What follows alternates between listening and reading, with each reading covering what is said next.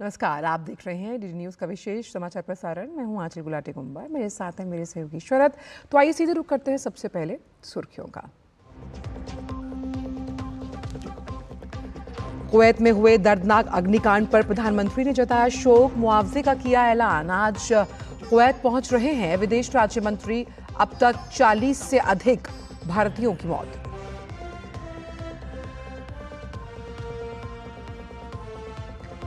G7 शिखर सम्मेलन में हिस्सा लेने के लिए आज इटली रवाना होंगे प्रधानमंत्री नरेंद्र मोदी। कई देशों के प्रमुखों के साथ करेंगे द्विपक्षीय वार्ता।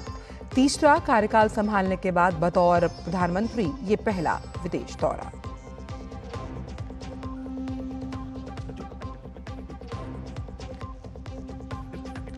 अरुणाचल प्रदेश में पेमा खांडू आज तीसरी बार लेंगे मुख्यमंत्री पद की शपथ। गृह मंत्री अमित शाह, बीजेपी अध्यक्ष जेपी नड्डा समेत कई गणमान्य होंगे समारोह में शामिल।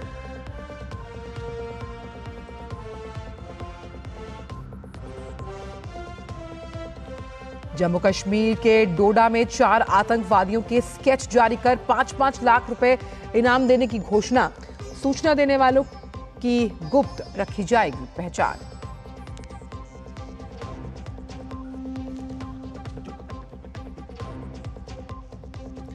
दिल्ली में जल संकट पर सुप्रीम कोर्ट में आज फिर सुनवाई। टैंकर माफिया पर एक्शन और पानी की बर्बादी रोकने जैसे विषयों पर दिल्ली सरकार से मांगा जवाब।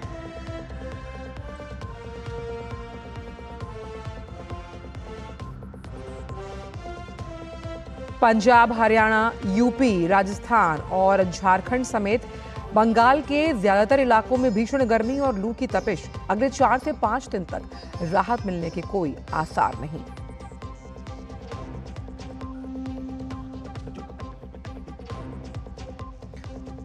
और T20 वर्ल्ड कप के ग्रुप स्टेज में भारत ने लगाई जीत की हैट्रिक। अमेरिका को 7 विकेट से मात देकर सुपर 8 में बनाई जगह।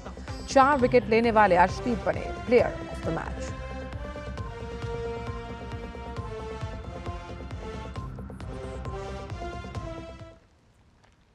और अब जान लेते हैं सभी खबरों को विस्तार के साथ। कुवैत में पेश आए दर्दनाक हादसे पर प्रधानमंत्री ने घटना से संबंधित स्थिति की समीक्षा के लिए बैठक की, जिसमें प्रधानमंत्री ने मृतकों के परिवारों के प्रति संवेदना व्यक्त की है। घायलों के शीघ्र स्वस्थ होने की कामना भी की। प्रधानमंत्री राहत कोष से मृतक भारतीय नागरिकों के परिवारों को 2 लाख रुपए की आर्थिक मदद देने की घोषणा की गई। आपको बता दें कि एक इमारत में बुधवार की सुबह आग लगने से 49 लोगों की मौत हुई है। 50 से अधिक घायल इसमें हुए हैं और मरने वालों में से 40 से अधिक करीब 42 भारतीय शामिल हैं।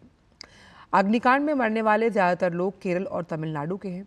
हादसे की खबर के बाद दोनों राज्यों के परिवारों में गम का माहौल है। इस भवन में लगभग 195 मजदूर रहते थे, जिसका स्वामित्व मलयाली व्यवसायी केजी अब्राहम के अगुवाई वाली कंपनी के पास है। कुवैत में भारतीय दूतावास ने एक हेल्पलाइन नंबर 9656550524 जारी किया। कुवैत में भारत के राजदूत आदर्श स्वाइका ने मुबारक अल कबीर अस्पताल, फरवानी अस्पताल का दौरा कर घायल श्रमिकों से मुलाकात की और दुर्घटना स्थल का निरीक्षण भी किया।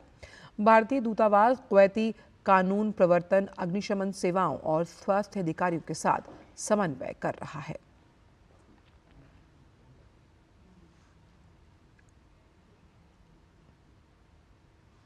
प्रधानमंत्री के निर्देश पर विदेश राज्य मंत्री कीर्ति वर्धन आज सुबह कुवैत के लिए रवाना हो गए।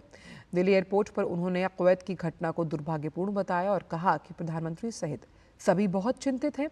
भारतीय दूतावास के लोग पहले से ही वहां मौजूद हैं और घायलों की देखभाल कर रहे हैं। विदेश राज्य मंत्री ने कहा कि वो कुवैत पहुंचते ही वहां की स्थितियों के बारे में सरकार को सूचित करेंगे। शवों की पहचान के लिए डीएनए परीक्षण किया जा रहा है। जैसे ही शवों की पहचान हो जाएगी, पार्थिव शरीर को वायुसेना के प्लेन से भारत लाया जाएगा।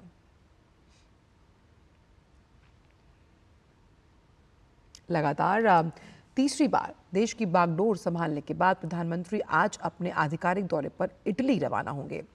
यहां अपुलिया प्रांत में 15 जून तक G7 शिखर सम्मेलन हो रहा है, जिसमें प्रधानमंत्री शामिल होंगे। इटली की प्रधानमंत्री जॉर्जिया मेलोनी के आमंत्रण पर प्रधानमंत्री यहां आ रहे हैं। प्रधानमंत्री G7 पार्टनर देशों के राष्ट्राध्यक्षों से भी द्विपक्षीय मुलाकात करेंगे। प्रधानमंत्री G7 सम्मेलन में ग्लोबल साउथ, विकास और जलवायु परिवर्तन जैसे मुद्दों पर अपनी बात रख सकते हैं।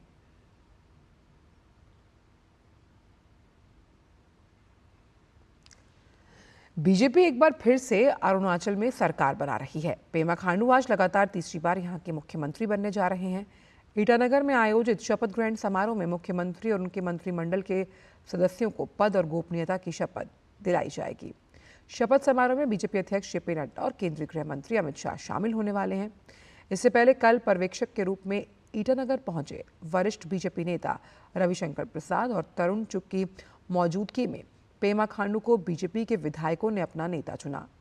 60 सदस्यों वाले अरुणाचल विधानसभा में बीजेपी को 46 सीटों पर जीत मिली है।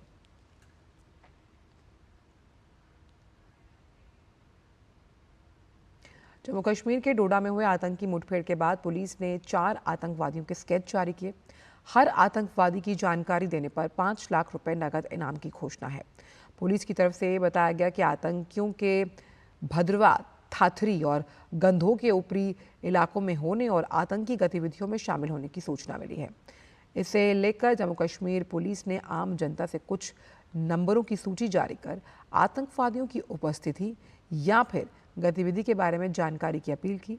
सूचना देने वालों की पहचान को गुप्त रखा जाएगा।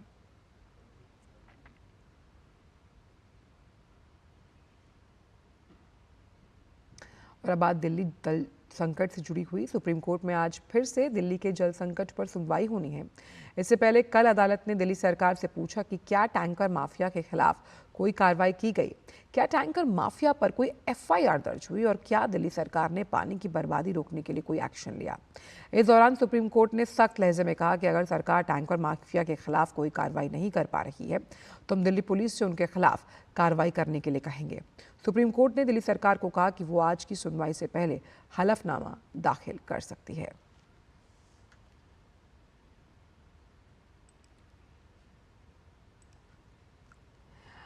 गर्मी और लू की वजह से उत्तर भारत में एक बार फिर लोगों की परेशानी बढ़ गई। गर्म हवाओं की वजह से लोगों का घर से निकलना मुश्किल हो गया है।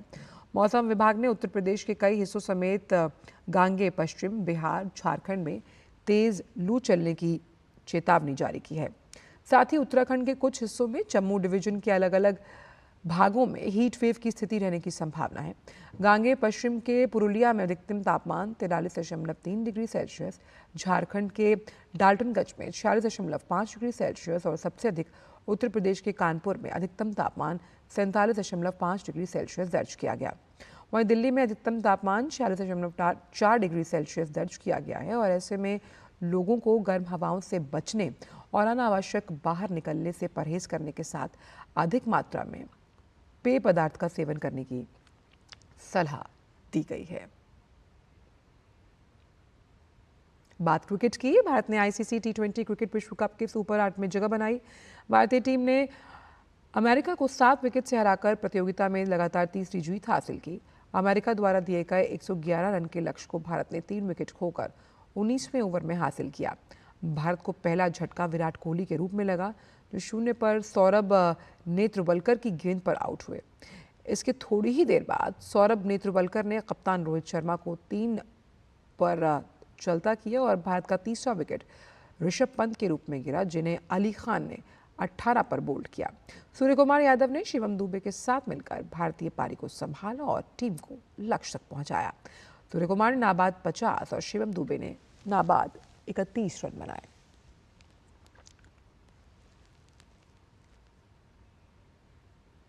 और फिलहाल इस विशेष समाचार प्रसारण में बस इतना ही। मुझे और शरद को दीजिए इजाजत। नमस्कार।